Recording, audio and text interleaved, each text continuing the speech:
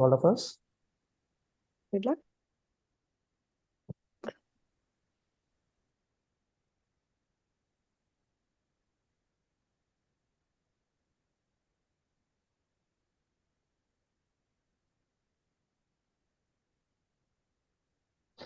Good evening, dear students. Today, yes, we are here to discuss about the myths we all are hearing about the UK or the myths you people are having in your mind. Yes, today we are here to answer a few of the questions and the queries you all are having being an aspiring UK student. Before moving further, let me introduce you to our esteemed panelist. Today, we have with us Aisha Goyal from Leap Beyond Academy. And I am really happy to also share that she was once an international student in the UK. We also have Peter Davis from Birkdale Collective. He is an expert in guiding students for their career and their portfolios. We also have Lizzie Gull from Queen Mary University of London, who is into career services team of the university and helping thousands and thousands of students for their career. Last but not the least, we have Tripti Maheshwari from Student Circus. Again, I'm really happy to share that once she was an international student in the UK. So good evening and good morning, esteemed panelists. So moving forward, let me have first question to Lizzie. So Lizzie, actually, since international students are really aspiring to come study in the UK because of the quality education and many favorable options, can you please emphasize on the pivotal role that universities play in shaping students' career? Oh gosh, we do a lot. Right from before you arrive, there's already webinars and things to help you with your CV, getting ready for the UK labour market, all of those things. As soon as you hit the campus, we have bespoke workshops for international students, networking opportunities, etc., as well as a part-time jobs fair. So you can get straight way to sort of get that UK work experience and also internships straight away. We have careers consultants based in each of the different schools who have expert knowledge in the different labour markets that you might be looking for. And then we also have careers fairs, panel events, networking opportunities that happen throughout the year. And we at Queen Mary's have an international careers consultant who is very much sort of keeping up to date with all the different changes within the visas and looking for both inbound UK opportunities and those in your home countries. Amazing, amazing. Glad to hear this because, certainly people are really expecting to come and get some hand holding. Since we are focusing on Indian market, my next question goes to Tripti. So Tripti, actually being an international student, stepping up, going to UK, experiencing all together a different destination with all together different sort of functionalities. So can you please share your experience with our esteemed students, what to do and what not to do? Yeah, I think again, great question, Jayan. Thank you for having me on the panel. Uh, of course, overall, the experience was phenomenal. I mean, I can't begin to tell you how it has shaped me as a person. It was absolutely amazing. I mean, of course, now it's been some time, I would say. This was back in 2013 up until 16. And, of course, I went to Lancaster University. The campus was amazing. Learned, I think the skills that you learn apart from the degree, that is the real add-on, right? I mean, of course, you're studying economics, it's going to be the same everywhere. But the way you learn it, I think that was just so practical and hands-on that it really did strike that difference between what we did in India versus what how we learned in the UK. And how amazingly you can transform your skills from one degree and move into another job. So even after the end of my degree, if I don't feel like I don't want to work in the banking sector, I could easily switch, because the focus on soft skills from the very beginning is so huge. And I think all those going will And I think Lizzie will agree, this word transferable skills. I think this has changed my life forever, because this is one word you constantly hear as soon as you land, only to find out the meaning a little bit later, of what it actually means. So I think, of course, 10 on 10 for the experience, campus, the tutors, everything. What to do, what not to do. I mean, it's an unending list. I think I can speak from the career prospect point of view. There's only one thing we constantly champion for anybody going to the UK. If you want to work in the UK, I'm sure everybody does, just start early. I think, that's the magic trick. It's not rocket science. I didn't do it personally. And I actually, I told you that, I think in our chat before, I never actually got a job in the UK, which inspired us to start Student Circus ultimately. But if I had to do things differently, that's what I would do. I would, as Lizzie said, there are so many things that the university does before you. Within each of them, you've got organizations like KPMG and PwC and all that sponsor tons of people. So there's a lot of job opportunity there in a lot of sectors. I would just stress that it's sort of relative to the amount of people studying different things, I guess, because in the UK you get tons of people studying finance and stuff. So there's a lot of jobs in finance and a lot of success stories in finance, right? And there's not a lot of international students come over here to study, say, journalism or media or things like that, in comparison anyway. And then therefore there's less success stories. That doesn't mean that it's impossible to go get a job in journalism or sports or something else like that. It just means that there's seemingly a lot more opportunity there in those other areas. And that's an important thing to remember. Just because you're coming over and studying something, you can't necessarily find success cases in that area of your study. Doesn't necessarily mean that it's not going to be possible. So it's easy for it to look bleak, and it's very easy for you to look for, say, jobs at the Big Four or Fortune 500 companies or whatever that sponsor lots of people, and there's lots of examples of success. So I would also, echo what Tripti said there. It's important to start early, not just start early, but differentiate yourself as soon as you possibly can, because there are so many international students here in the UK that you've got to start working on your CV as quickly as possible. That includes, using very simple things like maybe the opportunity to volunteer with your university and welcome new students. That simple few days of experience will differentiate you from someone else, and that will eventually lead to you being able to have a more powerful CV. Just little things that you can pick up, as well as part-time jobs and everything else you do, and interacting with your career services as well, and being able to understand all the different things that they do and have on offer is important as well, because those things will help you to learn all the opportunities in the UK and the different areas that you can go into.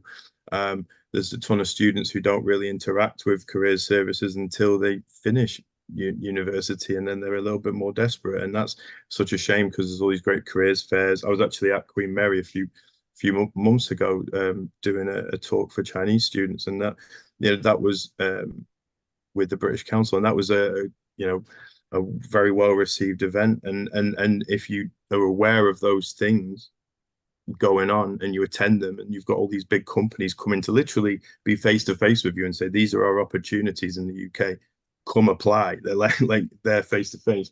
Then you should interact with that as much as possible. And it's amazing the amount of people that don't take up those opportunities. So use what is available to you from as soon as you possibly can. Great. So I'm taking few words again, just like Tripti said, students need to start early. But again, with starting early, you need to build your CV. You need to make your CV strong. And that's the only factor. Along with, students really need to go to career services team and seek help. So again, this gives me a question to Aisha. Aisha is also an international student, studied in UK, having good experience about UK. So Aisha, just I want to understand from you, you are also, guiding certain students. So if you talk about jobs in demand in the UK, specifically if you talk about top companies wherein, the student should apply as an international student, could you please comment on this? Aisha, I guess you are on mute. Sorry, I always do that. But that's a great question. I resonate with what Tripti said about the UK experience, right? Even I went through the same thing. I went to the UK, realized quite late about the mistakes I had already made. But fortunately, I was there for 3 years, so I could correct it, and could get a job, work there, and then have been guiding students. And just to reiterate, what Pete and Tripti have mentioned about timeline is the most crucial part before we come to jobs, especially master students. It's almost illogical, but before you get there, you need to start putting in your job applications for graduate jobs, which a lot of students don't understand how that works, but that's the timeline. So be aware of those. Now let's cover jobs in demand. I think my favorite aspect about the UK job market is that you could be doing any degree, but you have opportunities available from a variety of sectors. And this is, again, that's very counterintuitive to me being from India, where if you're doing business, you're going to apply to roles related to business.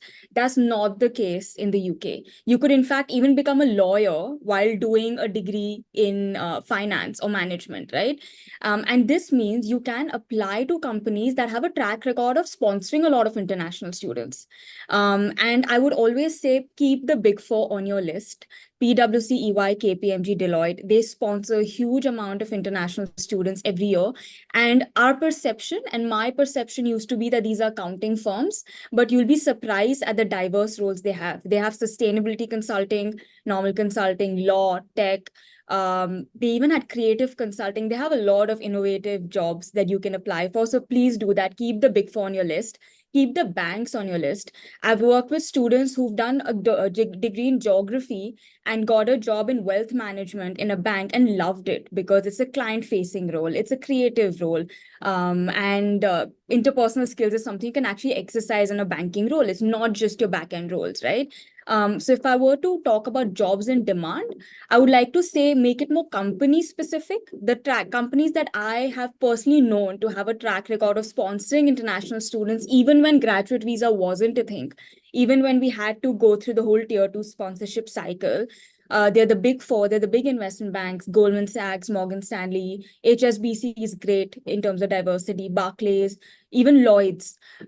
So keep all these companies in mind is what I would say. And that's, I would call these companies your sort of like must apply. Find a role that appeals to you within their extensive list of vacancies and have them in your list. Wow, wow, that's amazing, Aisha. So as in cricket, they say it's a huge, huge, huge, Yeah. huge six. So definitely the students, please, please, please, please make sure that you certainly have jobs, but certainly you have to understand what is the time.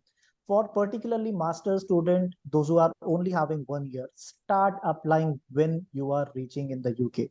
For that, you have career services team, you have your peers.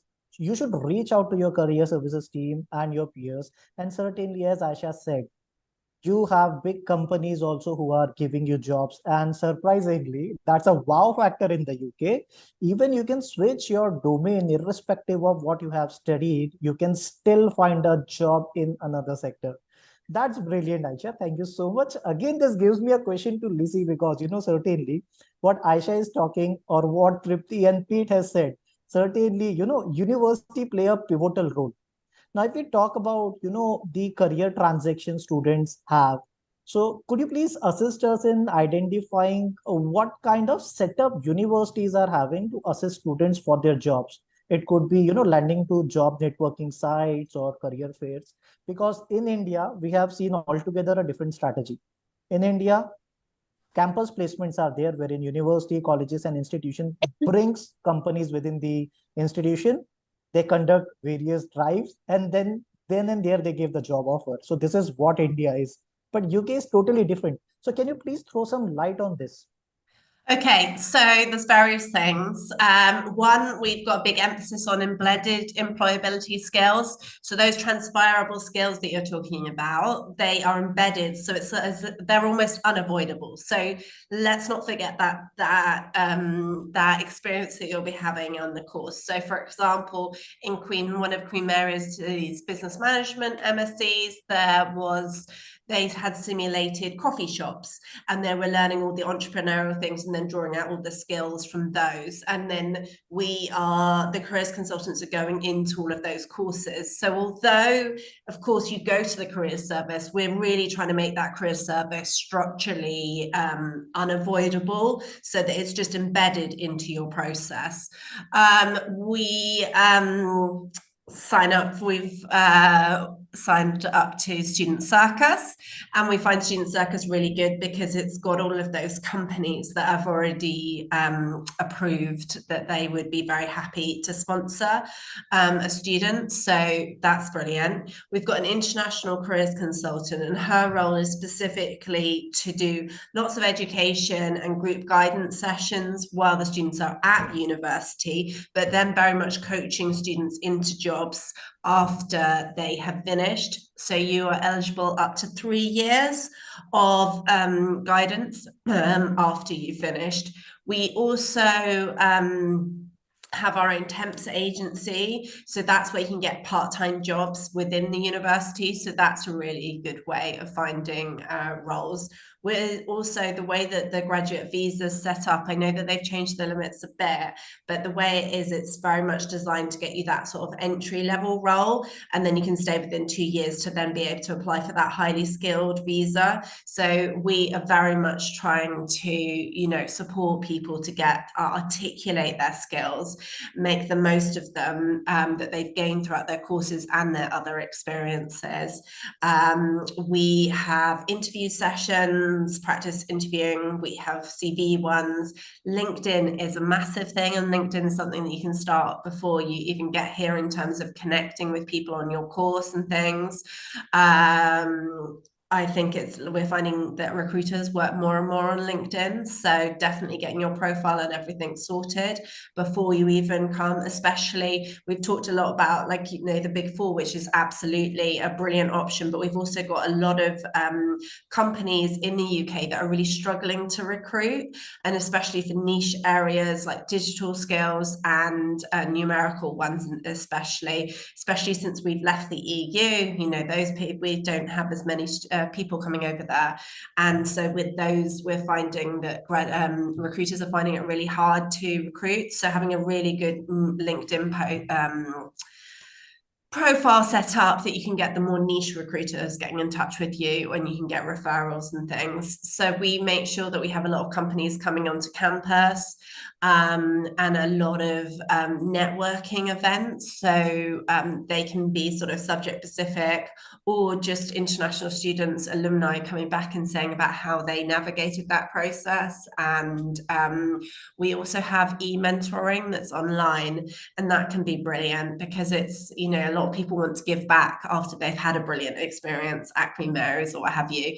And so we've got the e-mentoring that really can help people, especially because a lot of them, what we're talking about, it takes a bit of resilience to be able to come to a new country and develop all these skills and get a part-time job and go to the career service and things like that. So it can be really good to have a mentor to guide you through these experiences. And I suppose that brings me on to, we really do support those softer bits, the resilience, the growth mindset, the keeping on going when things might be tricky, and all of those things. So we also do workshops in those. Impressive. So dear students, certainly universities will be organizing workshops. They will provide you mentoring. They will conduct certain CV related workshop, then networking circles. They will organize career fairs. Certainly you can connect to your career services team to land something within the UK, within the campus, or maybe within the vicinity. Please do reach out to your career services team as soon as you reach and start studying in the university.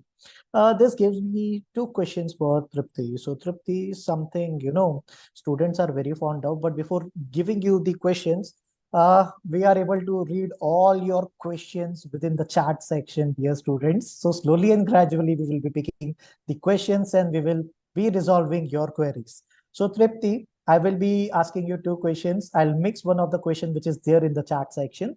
Certainly, Indian students are very keen of applying for part-time job opportunities as soon as they land in the UK, when they start studying. So they are like, wow, I need to support myself financially too. How does this help? Or my question again is whether if the student is applying for masters coming only for 1 year, is part-time the right thing for the student? I think it's the number one question we get asked these days. There are two sides to it, I would say. Personally, given my experience studying a master's in finance, I had no time to, give for a part-time job. So what I did instead was I started shadowing some of my professors on campus or a PhD student. So ultimately, when I would say when a student is thinking about part-time jobs, please leave the Hollywood movies out of your head, because it only does not mean working at McDonald's or as a barista or in a bar. I think that's the very, very common perception in India. Okay, if you're working in a part-time job, well, you must be waitering or you must be working at a bar. It's not what it will look like. You can, of course, choose a part-time job which gives you relevant experience and skills, and that works around your schedule, right? There is no way you should be compromising your academics or what you've gone to the UK all the way to study for the sake of a part-time job, firstly, and it needs to be relevant. Of course, if you have the flexibility, of course there are financial needs. You need to kind of adjust that, and there is enough available out there on campus. We've attended many, many fairs at Queen Mary. We've seen how the part-time jobs fair also looks like. Personally, Student Circus, for example, runs a student ambassador program, right? So for all our partner universities, we hire international students on campus and we pay them the hourly wage. So we've all these amazing 60 70 students working for us in the UK. Similar to us, there are so many other companies who have ambassador programs as well. I think that would be the key thing. So there are part we do help students out when it comes to, say, shadowing opportunities within campuses. Volunteering could be an option. So those kind of things also you can consider. So you need to broaden up your mind a little bit when it comes to part-time jobs as well. Amazing, amazing. That's a great insight shared by Tripti.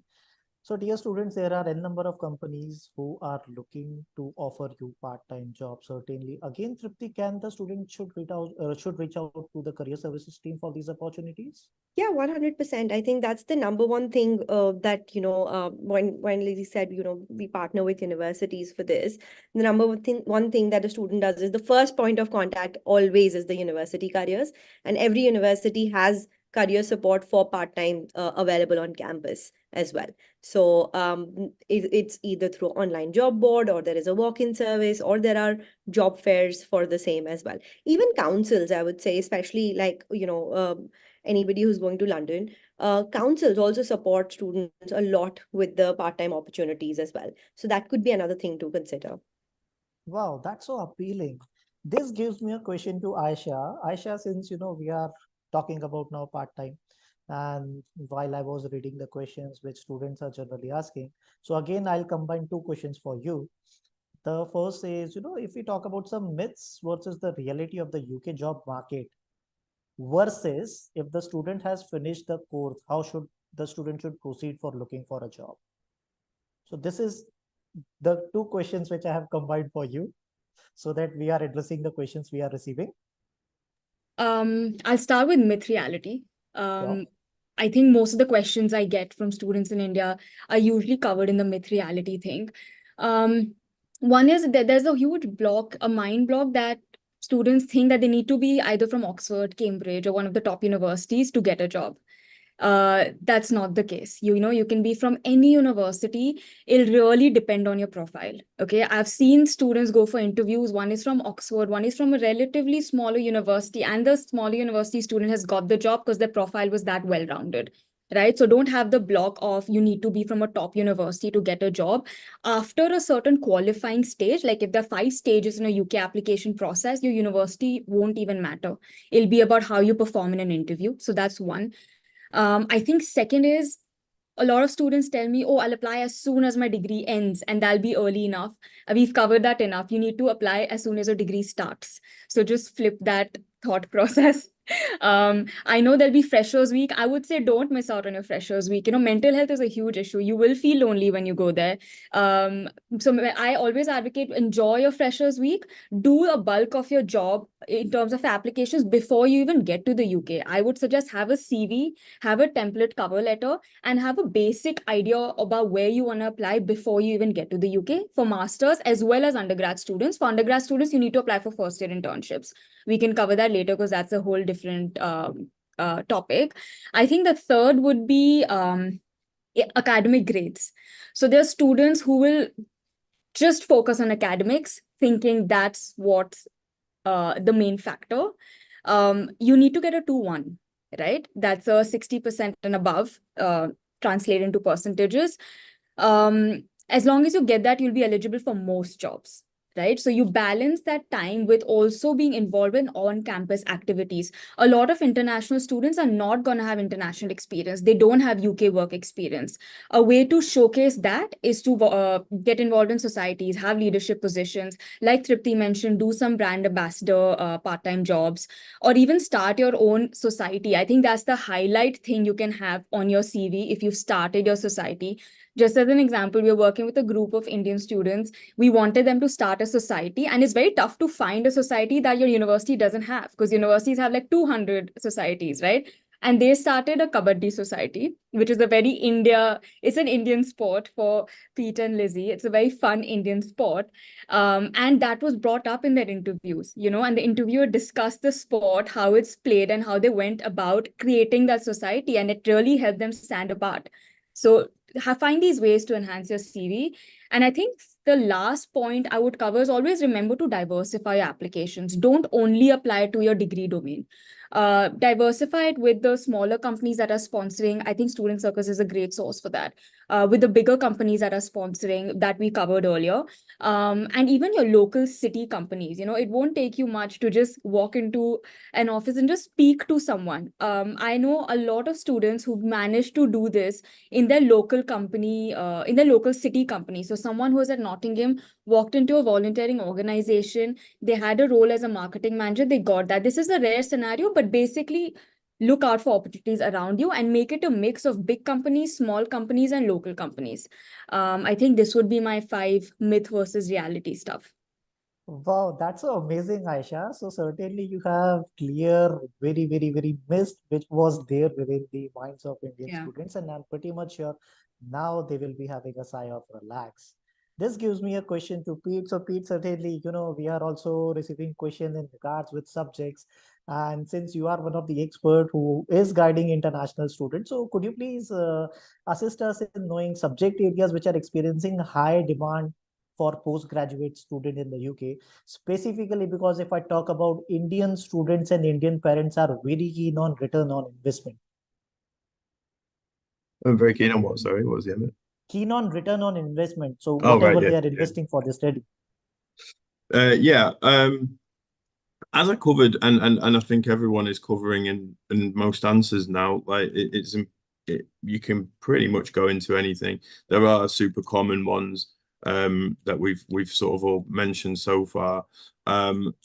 Loads of roles in the UK are more lucrative than others. It really depends on the competitive nature of those fields, really. Like if you go into stuff like journalism and media, the pay is relatively small compared to going on graduate schemes with larger organizations, right? Majority of Indian students that I've come across are on sort of MBA courses and things like that, and a lot of them can go into, as we've already covered, almost anything, because that's one of the good things about studying in this country. So you're not necessarily limited by whatever you chose to study.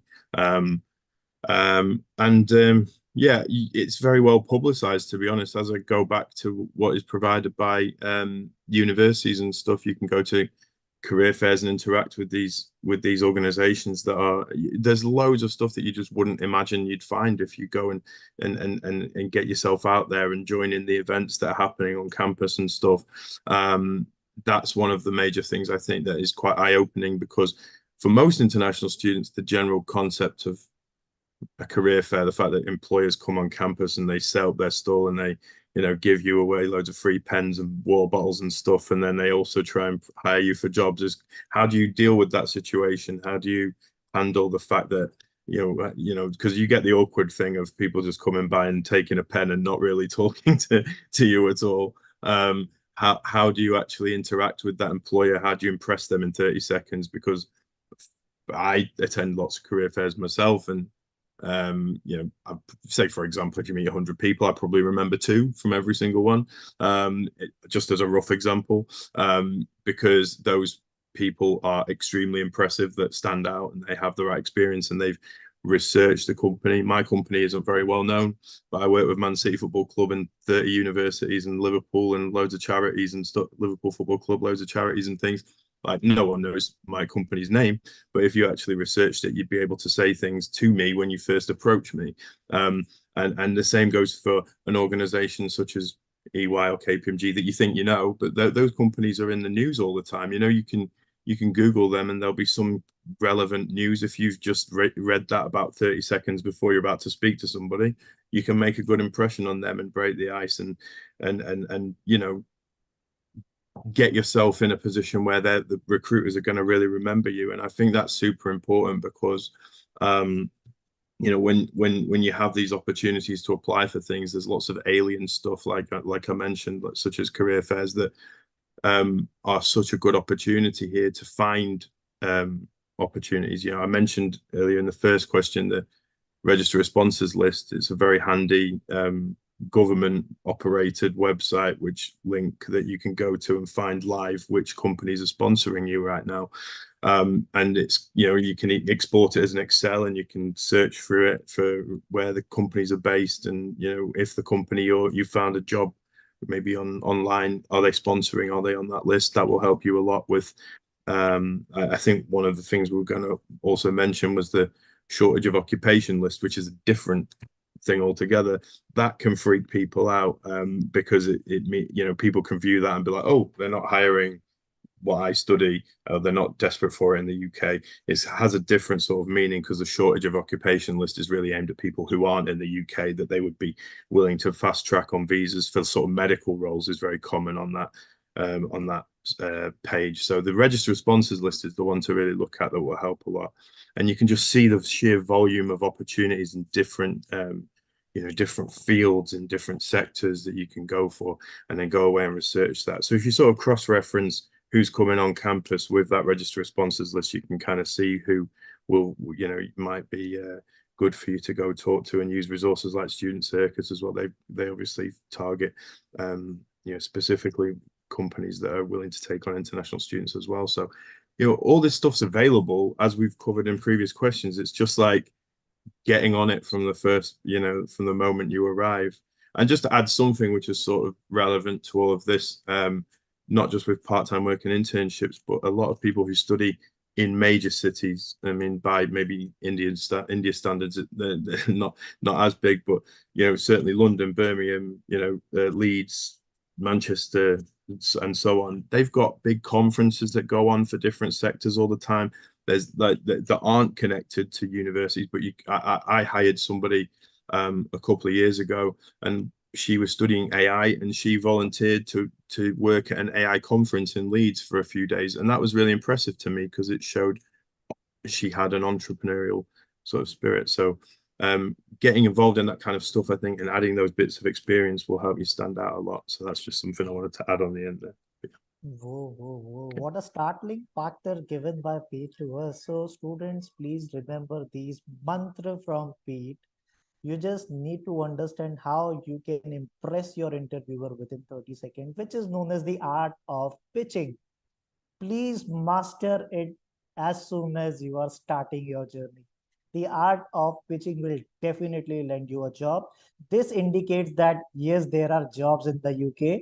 It's a myth that people are not finding job or there are no jobs. There are jobs in the UK. The right factor is whether you are able to convince your interviewer. That's it. Those 30 seconds means a lot. Thank you so much, Pete, for bringing this on our table. This gives me a question for Lizzie. So, Lizzie, you representing a university, there are n number of questions now, flourishing in regards with the subject. So, how is the job market for X subject, Y subject, Z subject? Specifically, I'll name some few subjects. So, they are asking about data science, they are asking about quantum computing, they are asking about human resource management, AI, they are asking about international relationship. Being in the career services team of Queen Mary University of London, what do you foresee or what do you suggest about the job market of various different fields? I know there are n number of fields which I have not taken the name, but in general, can you please assist us in understanding, are there jobs in every field? Are there options? Sorry, was the question, are there options in all those different types of fields? Yes, are there any jobs in every kind of field? Because, if I talk about Queen Mary as well, Queen Mary is offering a number of programs. So are we having Yeah. jobs? Yeah, so that's a real highlight of Queen Mary's because we offer so many different subjects, pretty much all of them, right from the arts across to the science, tech, medicine, etc. And so we have our own jobs board and we have a large employer engagement team. So they're constantly interacting with all the employers across all of those different industries, and therefore and these employers are then advertising on our jobs board. So you get bespoke opportunities for all of those different ones. And then we also have careers consultants in each of the different schools. So they're really developing an expert knowledge on all of the content and all of those different things, which can be really useful.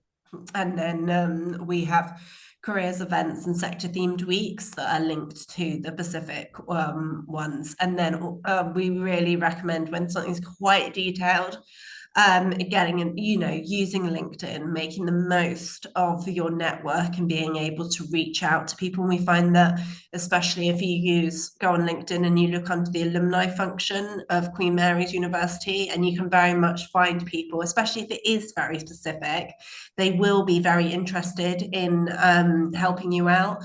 And we always say networking is a bit of a slow art here. So what you're doing is you try and connect with them, send a nice note, say that you're going to study at Queen Mary's, you comment on their posts, you like their things, and then you sort of ask, can I go for a coffee or what have you, like that. So we'd really recommend from this point onwards really connecting and growing that network nicely.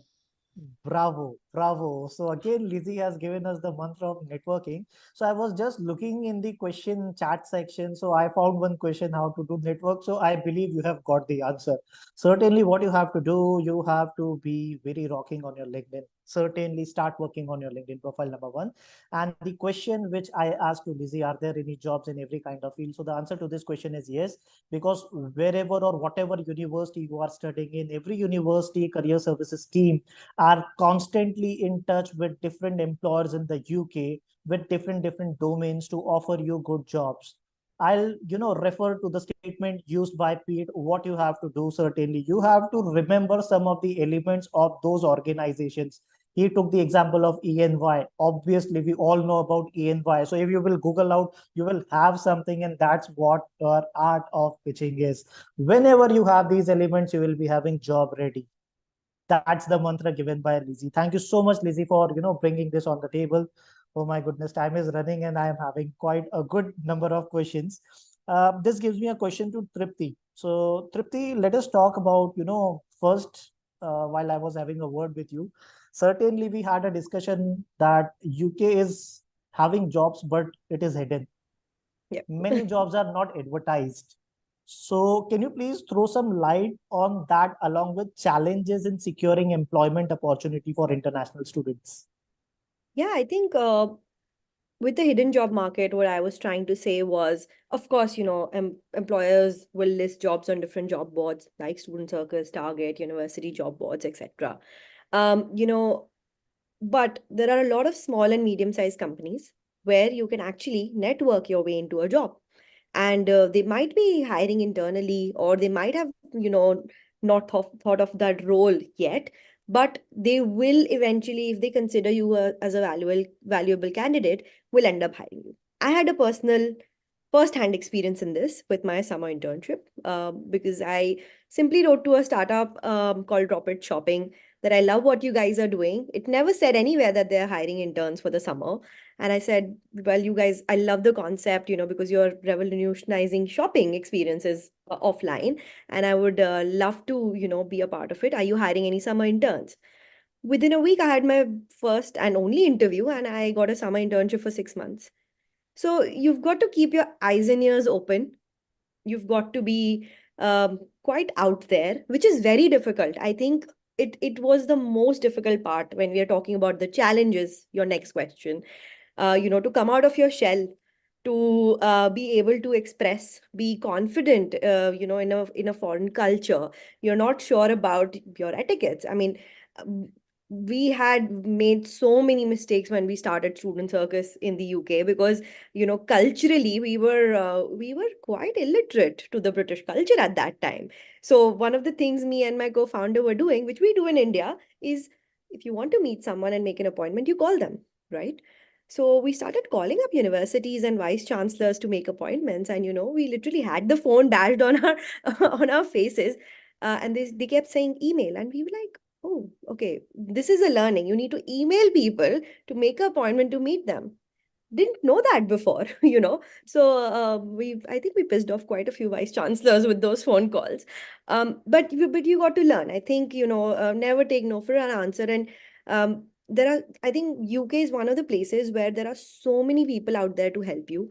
Once you make that effort, there'll be 10 hands out there to help you, because so many people have gone through the same thing as you. So you need to be quite, out there, network, ask for help, get in touch with people who could potentially be your employers in the future as well. Yeah, I think that would be my true insight on the biggest challenge I face, and how to solve it. Whoa, whoa. Glad to know your experience, Tripti, and it's amazing. So, dear students, I will combine two big words, one from Tripti and one from Lizzie. Both have focused on networking, directly or indirectly. So, how to network? Again, I was reading the questions and I probably can give the answer while, hearing what these two ladies were saying. Number one is constantly you need to first check on LinkedIn, check the post, drop them like, drop them comment. Certainly, slowly and gradually, you will be noticed. Wow, this is the first thing which you have to do, and that is to be noticed, to get noticed. That's it, done. Second, what Tripti is saying, please follow British culture. No phone calls, guys. Email. First thing. Second, obviously, we all are fond of praising. What if someone gives you a praise? Oh wow, nice shirt. You will also feel good, and that's what Tripti was pointing out. If you want to get intern, get that like that. Thank you so much, Tripti, for sharing this insight. Indeed, it is very useful, and certainly let us start applying right from today. This gives me a question for Aisha. So, Aisha, again, while I was having a conversation with you, two things got my mind catched. The first thing which I'll definitely talk about is how to search job opportunities as an international student. And somewhere I was reading in the questions, people are asking for job links or career links. So could you please throw some light on how to search job opportunities? Sure. Can I just add a point to your networking bit? Because this is something I really struggled with as an international student. Okay. I was never used to networking. So my questions used to be very granular, to the level of what questions am I supposed to ask? And people say network organically, but how are you supposed to do that? I think for me, the game changed when be interested in the person as opposed to having in your mind what you need out of them, because they're not going to they don't have, no one can skip the stages and give you a job, but they can help you through the process. I really want to share a few questions that would help you guys, right? So if you meet someone in a career fair, let's take Pete's example. It's an employee from EY. The best thing to talk about with them is their cultural bits, like how is your work culture. Just go to their website. If I go to EY UK Careers, see what they do training and development wise, right? EY has something called EY badges. They recognize employees with EY badges. Ask them, do you have any experience of EY badges? I thought that was exciting. They'll start sharing stories, and everyone loves talking about themselves. Ask them questions, right? If I would just draw a flow for you, because this really helped me, when you meet someone, just have a general first conversation, keep it very general, get to know about them. Chances are, if they're at a university, they're an alumni. Ask them what societies were they a part of. They'll immediately create a bond. Send them a thank you note. Once they've accepted the note, just keep that relationship going. I did this with someone in Deloitte. They helped me till the end of my interview process. They reviewed my CV. And the main trick here is whoever you network with, when you go to your final interview and when they ask you, why do you want to work with this company? That's where you can distinguish yourself. You can be like, hey, you know what? I've been in touch with this employee. His name is so and so from this department. He's told me so much about the culture. I love the inclusivity this organization has. And that's immediately going to set you apart because the interviewer knows you've made an effort. So just a little tidbit on the flow of networking and how it'll help you eventually, but don't ask for that favor in the first call. Coming back to your job links, I always like going to the company's main website. That's the first order, like the first point of information where they'll be updating the information, right? But something we have to understand is the UK career website is very different from the global website or the India website. So if I have to help you find the opportunities, if you're finding opportunities at EY, type EY UK careers on Google. The first thing that comes up, just replace any company name with EY, follow it up with UK careers. You'll go to the career website. Every company will have a dedicated career website. Look for graduate opportunities. That's the opportunity you'll be applying for as a student, whether you're an undergrad or a master's. Don't go for the experienced hire unless you have more than 5 years experience. And there you'll be able to find most of your opportunities. That's the first order of information. If you have any questions, drop them an email. Everyone has an HR employee email on their website, and they're very responsive. You will get a response within 3 to 5 working days. So do that. When I was applying and whenever I help students, I think what I tell them is do rely on their company's website's information as the first order. Because the way it works is LinkedIn and everything will have the same information. There's usually a little bit of a lag we've seen. So just rely on the website would be my advice. Whoa, whoa, whoa. That's a brilliant, brilliant take, Aisha, I should say, because we Indians certainly find ourselves very introvert when we go somewhere else or maybe outside India. So this is the irony, I'm pretty much sure, with many of the students or the aspiring UK graduates. You will certainly find you in your comfort zone or in your nutshell wherein you do not want to move out. What Aisha, what Tripti, what Lizzie, what P are saying is move out of your comfort zones, number one. Number second, break the barriers. This is the only thing which you can do. Again, thank you so much, Aisha, for sharing this insight that yes, jobs are there. So I was just reading again the questions on the chat section. So someone asked links. So obviously, Aisha has not given the direct link, but indirectly she has given the link. So guys, locate all the employers, locate all the companies, and then start looking on the career pages of those particular organizations. Certainly, you'll be finding one for you. But before that, networking is the key. And if you are having a network, certainly it will speed you up to have good job. This gives me a question to Pete because Pete, certainly again, I was referring to the questions I'm receiving and the discussion I had with you. So basically, we were talking about cities like London, cities like Leeds, Manchester, Birmingham, etc. So focusing on the major cities of the UK, what industries and skill sets are currently in the highest demand in the job market?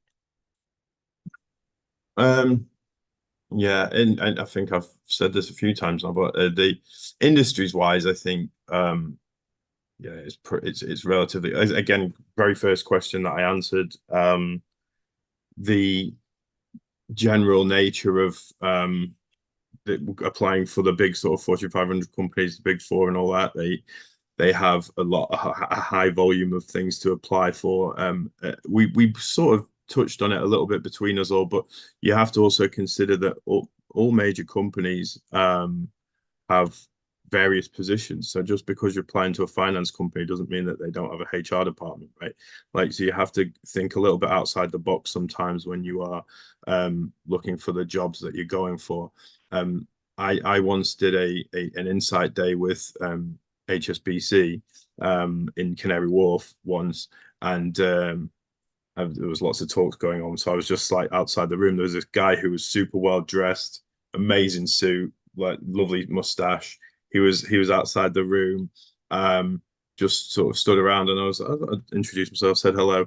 He was the art director for HSBC in Canary Wharf, and his job was just to move pictures around in their head office. And he'd been hired from a museum in Paris, so he had an art role, in HSBC's main office. So you never know where you might need to look for jobs. Going back to the previous question that you put to Aisha about looking for jobs, obviously, looking for the careers pages of major businesses will help you to find out which industries are, recruiting right now, and which companies are applying right now. LinkedIn and Indeed are really useful for looking for jobs, but I would a major piece of advice that I would probably offer today is do not apply for jobs directly through those platforms. Auto-generated applications through those what they generate on the company side, especially for smaller organizations, is basically a text application. It looks very poor. If you go through a company's platform itself and go through their correct channels, you can present your CV and cover letter how you want it to look. Often if it's got done through a platform like that, it's not looking exactly like you want it to. That's if you're mainly going for, if it's a job maybe with a smaller organization. It is obviously they're great tools to find jobs, but please turn off those auto application things that end up shooting your CV off to companies that you didn't even know you applied for, because that's super dangerous. Because you might get a phone call from someone saying, "How thanks for your application," and not have a clue who they are, which happens sometimes for some students. So yeah, it's back to your question, I suppose, specifically, and the first answer I gave, pretty much everything within reason. Obviously, the armed forces and the government and things like that, you can't get jobs for in the UK if you're an international student. But the majority of major industries, you can find something in. Like I say, the volume you may find is different depending on the area that you're sort of looking at. Obviously, like London has a massive financial area in Canary Wharf where lots of huge businesses are based, and that's a great area if you wish to live in London. But each of the major cities throughout the UK has different industries going on, where you might,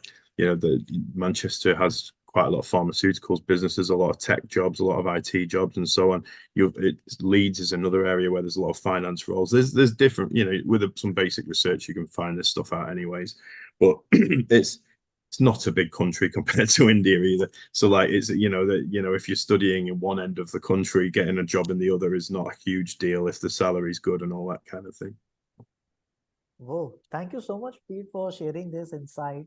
So yes, dear students, I was reading your chats also in regards where do I have a career in finance? Do I have a career in this course? Do I have a career in that course? The answer to this question is given by, I guess, all four panelists. Yes. Now, certainly you have to search in such a way that you are landing to your particular domain or the skill set you are looking for. How to do that? Certainly we are discussing and we will delve into. Since we are running very short of time now, I'll request all the panelists to cut short the answers now, whatever I'll be asking. So again, let me come to Lizzie. So Lizzie, since again being into university, talking to thousand of international students as well as national students, having the experience of both UK and God knows how many countries students are coming and you people are talking. So if we talk about the strategies for the graduates, maybe for their jobs, maybe for including utilizing the job sites effectively and the application process, what do you suggest in terms of university's perspective, very briefly and very precisely?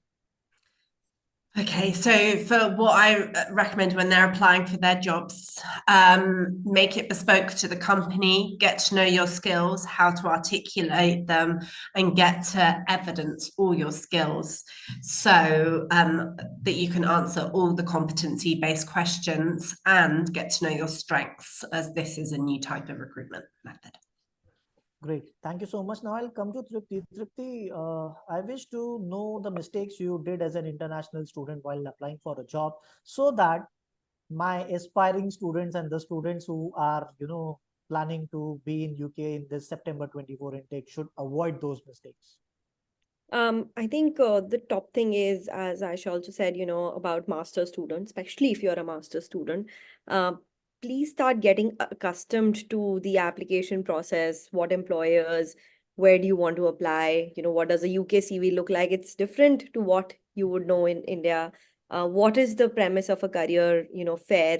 Book that in your calendar, start getting in the rhythm of, getting acquainted. I think that is the first thing, because as soon as you land, you will have 1,000 distractions, that'll occupy you, and you'll be multitasking so many things with, the cold weather and, the food and the friends and, being away from home, that the career bit takes a backseat. Whereas in that period, from August until, just before Christmas, it should be one of your most important priorities. So I think if you use those 4 months wisely, you will be way ahead in your journey than, any of your peers. And I think you will not be making the mistakes that I made in that time frame.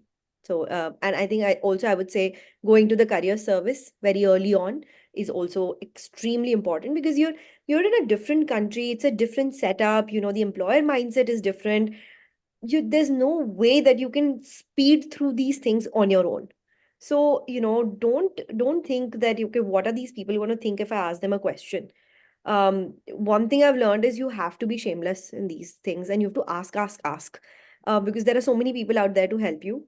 Nobody would know unless you do ask for help. So make sure you're able to at least meet these people once as soon as you land, as well. So it'll open up your mind to a great extent. That would be my two important things to do. Whoa, thank you so much, Tripti. Indeed, this is amazing. And I am pretty much sure that the students would be following this. Guys, do mistakes. That's perfectly fine. Ask questions, and that's what you have to do. I have one question. I guess not one, two questions for Aisha. And Aisha, I would really love to hear your experience again. So the first question is the common success factor in Indian students who secure job in spite of hearing recession. Okay. I'll cover this quickly. I think one timeline. I think we underestimate the fact that your success rates are almost doubled or tripled if you just apply on time. Like the limited seats, as people keep applying, they get those seats. So you're competing for a lesser number of seats if you apply later, which is called a rolling basis application, which is what UK follows for most companies. Second is do not focus on quantity of applications, focus on quality. I've seen students who apply to 70, 80 applications. You have to know that one application has 5 stages, okay? So even if you make 20 applications, there's no way humanly possible that you'll be able to give 100 stages in a span of 2 to 3 months. So you need to know every application is very time intensive. Choose the average number that I've seen with most students who are getting offers. I've not seen anyone who's applied to more than 12 to 15 max and then given those applications their best. At least space it out. At a time, don't have more than 12 to 15 active applications. Diversify applications, big companies and small companies. Even though they're smaller companies, that means they're a lot more competitive. Okay, bigger companies have a lot more vacancies available. So think of it strategically. Fourth, learn from someone who's been through the process before you. I cannot stress this enough. Reach out to mentors on LinkedIn. Reach out to someone who studied at your university and who's got the job you want. On LinkedIn, you can use filters to find these people, reach out, get their advice. And last, there's a huge misconception about what, as Indian students, we think employers value versus what they actually value. It's not so much about certifications and degrees. It's about a lot more softer skills. And please don't skip the last hobbies section on your CV. You'll be surprised how many conversations they spark during your interview, and that makes you memorable. So I think, yeah, in That is commonality, remarkable. successful applications, these are my 5 factors. That is remarkable, Aisha. Thank you so much. And the last thing you said, soft skills, Hmm. is playing a key role. And yes, guys, that means a lot, not only now in UK, even in India. So please make sure that you are having an element of soft skills within your profile. Aisha, one more quick question for you. Yeah. Can you please tell us one more wow factor of networking, how to network? How to network? Okay, so if I were you guys, if I was going to UK in September, I'd probably go to LinkedIn. Possibly there's a people filter, right? You can search for, do the filter of the university you're going to. put the home country India, put current city London, right? And maybe for the company filter, put a few companies you want to work at. You'll see students who are from your university who are working in jobs that you worked at before. Write to them on LinkedIn, came across a profile going to the same university as you are.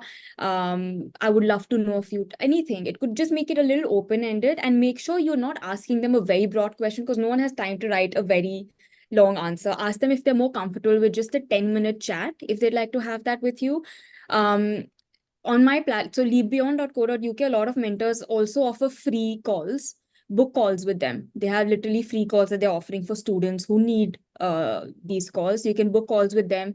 But LinkedIn is good, yeah. Just go like sort of drop in 10, 12 messages. Hopefully you'll get replies from at least a few. Maybe try LinkedIn Premium for a month and use this so you get emails. That would help. Wow, thank you so much, Aisha. This gives me a question to Pete. So, Pete, again, I was referring to the chat section. People are really wanting to know about the recession. Is this a word in the UK currently? Mhm. It's a big one to end on. Oh. I believe we might find out if we're out of it by next Friday. I think it's the 10th of May that they, according to the news. But it's irrelevant, to be honest, in my opinion. Like there are a lot of things that we've discussed throughout this 1 hour where you can use them as reasons for why you might not get success, and there's not much point to do that. Like if we're in a recession, or if we're not in a recession, will KPMG still want to hire really good Indian students from Queen Mary University? Yes. If there's not a recession, or there is a recession, it makes no difference to that particular company's hiring policies. Yes, there is a few stories of offers being taken away and things like that, but there's still hundreds of people who are getting those jobs regularly, and I don't think it's the right thing to focus on. I think, in my experience, I've been including working abroad, doing this for 16 years now, and I always urge people to really not spend too much time dwelling on the things that they don't control what you can control. And you cannot control whether a government or a country is in recession. You can't control whether EY or KPMG decide to sponsor 1,000 people or 900 people, but you can control the quality of your applications and how you're doing with those things, right? So although that stuff is interesting, and yeah, it may be relevant to applications to finance jobs and stuff like that, to know about recession in a great amount of detail, but to be perfectly honest, it shouldn't influence whether you apply for jobs or not. And I think dwelling on those things is one of the biggest mistakes international students make, because, yeah, as I say, those companies sat in Canary Wharf wanting to hire lots of international students do not really focus too much on that kind of stuff. So that's how I would answer that. Thank you so much. So there is no such word called recession. It's not a relevant word. That's what Pete is saying, as he is running his own organization. And yes, one good key takeaway for all of us is focus on what you can control, not on what you cannot. So this is for the ones, those who are actually speaking about PSW, those who are actually speaking about the changes.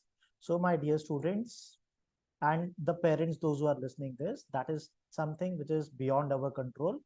Earlier, students who went to UK, they did not have PSW of 2 years, but still they managed. We are having the example of Aisha and Tripti here in this panel discussion. So, Lizzie, I have one question for you, but before that, I would go to Tripti. So, Tripti, quickly, we want to understand from you, was it difficult or was it easy to start your own startup within the UK? How does it win? It definitely wasn't easy. I think the first thing is that we weren't even aware about how do you start a business. I mean, because me and my co-founder, we were two grads looking for roles and jobs desperately. So we had no intention. So we were often, labeled as accidental entrepreneurs because there was really no intention. And also to think about, asking parents for an additional investment. How does a visa work? I mean, there were so many unanswered questions. I think in that time frame as well, our universities were our angels. There is something now it's called the innovator and the startup route, but earlier it was called the entrepreneur visa. So the universities in the UK could give us an entrepreneur visa with zero capital, to start a venture, something which was not really well known, I would say. So, we started off with that. And I think also, we're talking about careers. Let's not forget that, getting a job is just one of the career options. There are so many other things that you can do as well. And we did that. So universities also have entrepreneur cells where you have mentorship available, where you have funding options available, networking options available. So at CAS Business School at City University, we had an incubation center, and they helped us extensively. They gave us free office space, mentoring every week, connected us to accountants and lawyers and whatnot, as credible sources to help us start. So they were absolutely there for us at every step. And I think it is difficult because you don't know people abroad at that length. All our friends also, by the way, had 99% of the people we knew went back home. So you're also fighting that side that you're kind of stuck alone, which was difficult. But I think, yeah, it took us about 8 months, about a year to kind of settle that down, and finally get on it. But the university's entrepreneurship cells were a blessing for us at that time. Thank you so much, Tripti, for giving this answer, because that's the reason, Lizzie, I told you I have one question for you, but it would be after Tripti. So, Lizzie, now I have two questions for you. The first question says how to identify the in-demand job sectors in the UK. How to identify them, Yes.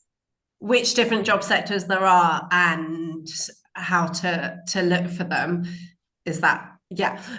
So we've got a really good graduate website called prospects.ac.uk, which has all of the main ones. It also gives you the options you can do with different degrees. It gives you all the relevant information on this. So that's our key one for prospects.ac.uk. It also has live vacancies on there, and also information on the labour market. So there's somebody called Charlie Ball that does a lot of the labour market information across the UK. And then we've also got the Luminate and the Institute of Student Employers that are really good to follow on LinkedIn. And I think on LinkedIn, it's really good just starting following those employers and things that make a big difference for you.